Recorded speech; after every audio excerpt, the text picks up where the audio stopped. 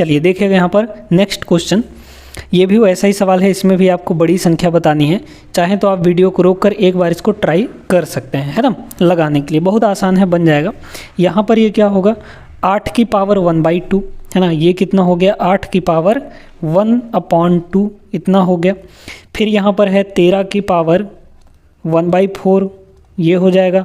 यहाँ पे ये हो जाएगा 16 की पावर 1/5 और यहाँ पर हो जाएगा 41 की पावर 10 1/10 है ना, 1/10 इतना हो गया।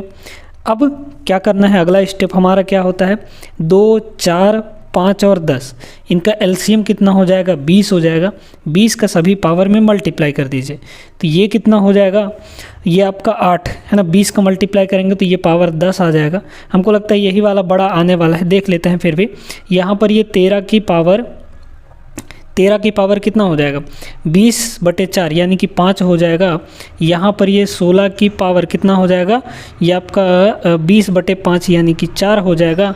और यहाँ पे ये 41 का स्क्वायर आ जाएगा, ठीक है, 20/10 मतलब कि पावर 2 आ गया। क्लियर हो गया यहाँ तक। चलिए अब यहाँ पर थोड़ा सा दिमाग लगाइए आप लोग, है ना। अगर बेस को देखें हम लोग तो ज़्यादा का गैप नहीं है, इसमें 8 है, इसमें 13 है, इसमें 16 है। हाँ, इसमें गैप जरूर है लेकिन इसका पावर बहुत कम है, 2 है, तो 41 का स्क्वायर बहुत कम ही आएगा, 1600-1700 के आसपास आएगा, है ना। इसमें बात करते हैं 8 की पावर 10 यानी 8 का 10 बार मल्टीप्लाई, ये बहुत ज़्यादा आएगा दोस्तों, है ना।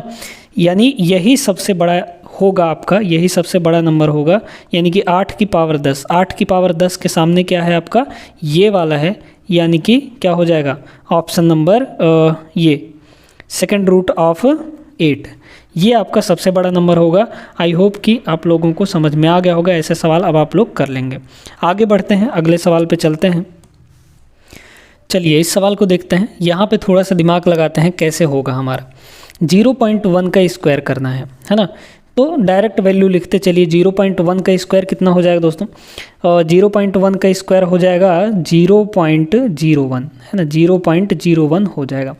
एक चीज़ हमेशा याद रखिए कि अगर पॉइंट के बाद एक डिजिट है तो स्क्वायर करने के बाद पॉइंट के बाद 2 डिजिट हो जाएगा। इस चीज़ का हमेशा याद रखिएगा।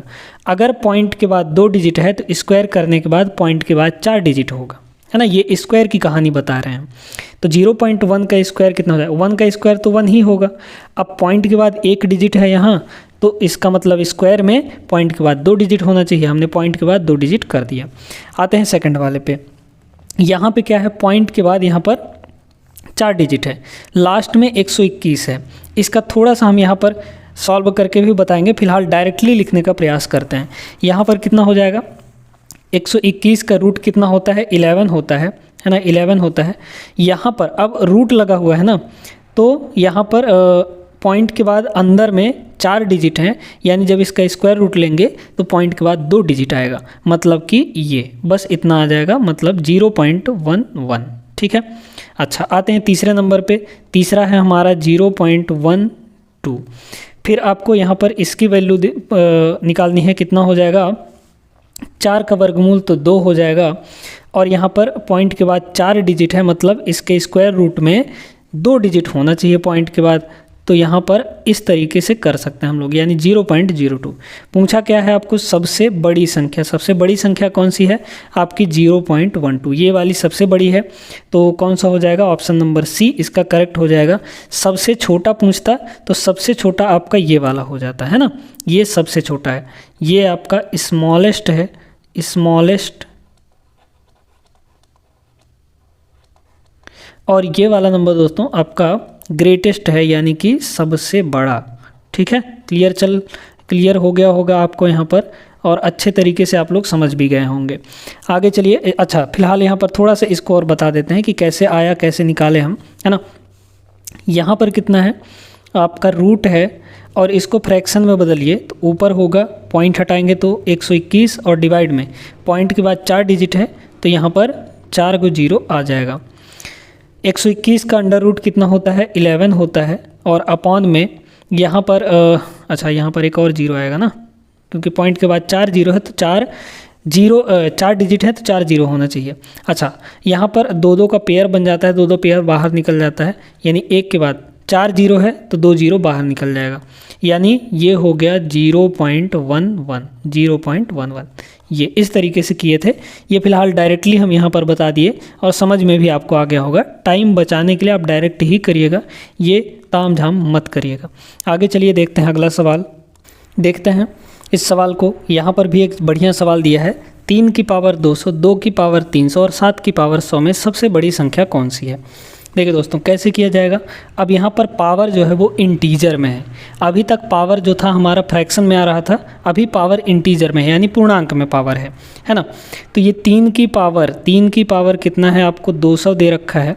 फिर आपको यहाँ पर 2 की पावर 300 दे रखा है और 7 की पावर 100 यहाँ पर दे रखा है। ठीक है, अब जब आपको पावर इंटीजर में दे दे तो इंटीजर पावर्स का हम लोग HCF ले लेते हैं, यानी कि महत्तम समावर्त। तो 100, 300 और 100 का 200 का HCF कितना आ जाएगा, सीधे सीधे 100 आ जाएगा, यानी 100 से तीनों नंबर कट जाएंगे। 100 से तीनों पावर को काट दीजिए तो कितना आ जाएगा, यहाँ पर 3 की पावर इसको 100 से काटेंगे तो 2 हो जाएगा। यहाँ पर 2 की पावर इसको 100 से काटेंगे तो ये 3 हो जाएगा। यहाँ पर इसको 100 से काटेंगे तो ये 1 आ जाएगा।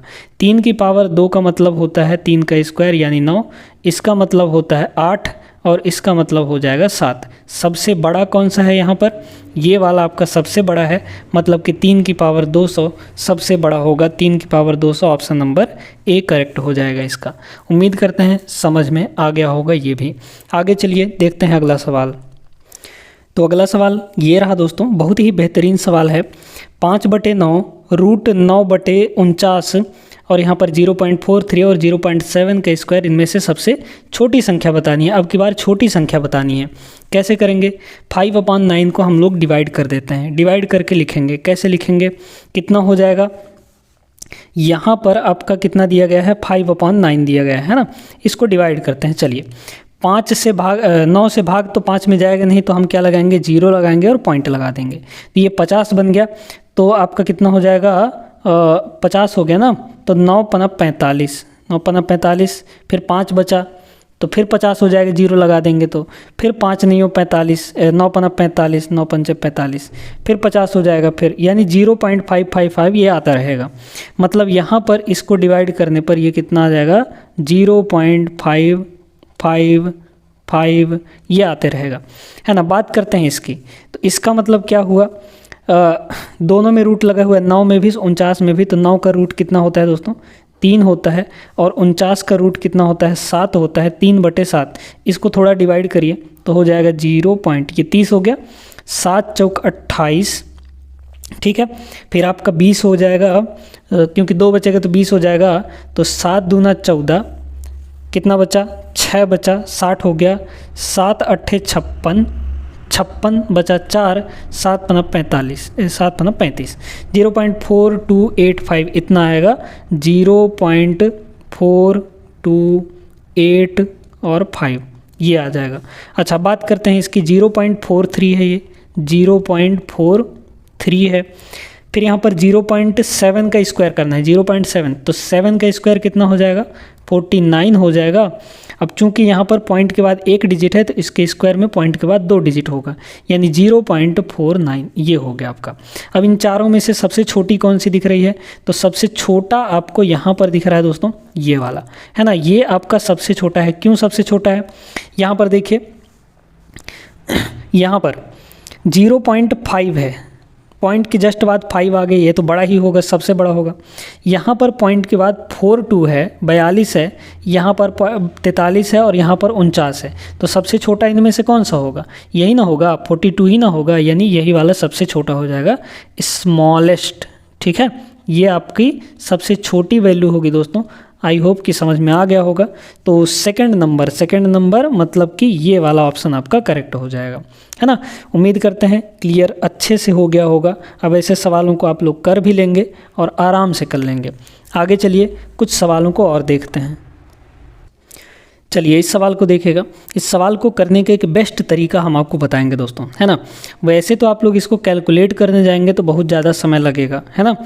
यहाँ पर कितना है आपका, 401 है, फिर 399 है, 101, 99, 301, 299, 201, 199। यहाँ पर माइनस लगा हुआ है, माइनस के लिए अलग ट्रिक हम लोग अप्लाई करते हैं, प्लस के लिए अलग ट्रिक अप्लाई करते हैं, वो हम यहाँ पर बताएंगे आपको। फिलहाल देखिए, सबसे छोटी संख्या पूछी है, सबसे छोटा नंबर कौन सा होगा इसमें। तो ऐसे सवालों में आपको एक पैटर्न दिख रहा होगा। क्या दिख रहा होगा? अगर हम बीच में प्लस लगा होता तो हम लोग ऐड करके देखते, क्योंकि वो ऐड में आपका वो पैटर्न दिख जाता है ना। माइनस में भी आपको वो पैटर्न दिखेगा, लेकिन कैसे दिखेगा ध्यान से देखिए। 401 और 399 को अगर घटाएंगे तो कितना आ जाएगा? 2 आ जाएगा, है ना। 401 और 399 को घटाएंगे तो 2 आ जाएगा। यहाँ पर डिफरेंस कितना है दोस्तों? यहाँ पर डिफरेंस 2 है। इसमें देखिए 101 और 99, यहाँ पर भी अगर डिफरेंस देखें तो 2 का है, यहाँ पर भी डिफरेंस 2 का है, यानी हर जगह डिफरेंस जो है वो 2-2 का है। हर जगह डिफरेंस क्या है? 2-2 का है।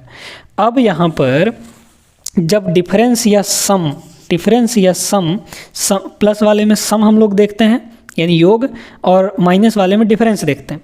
अगर डिफरेंस या सम आपका इक्वल आ जाता है तो हम लोग मल्टीप्लाई करके पता करते हैं। पहले यहाँ पर कितना है? 401 और 399, है ना।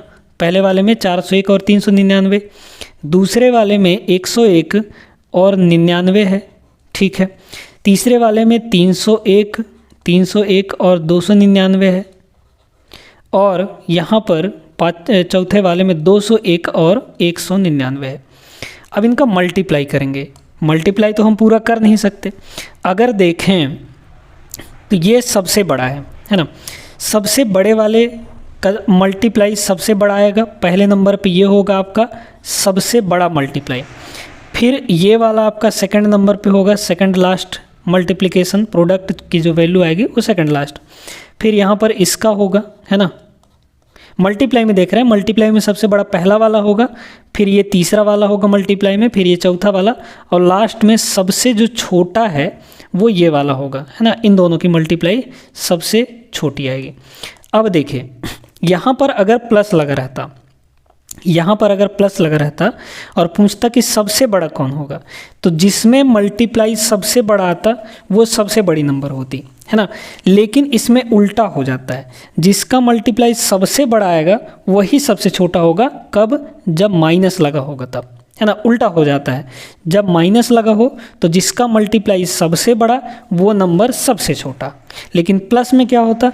जिसका मल्टीप्लाई सबसे बड़ा वो नंबर सबसे बड़ा। इस तरीके से करना है।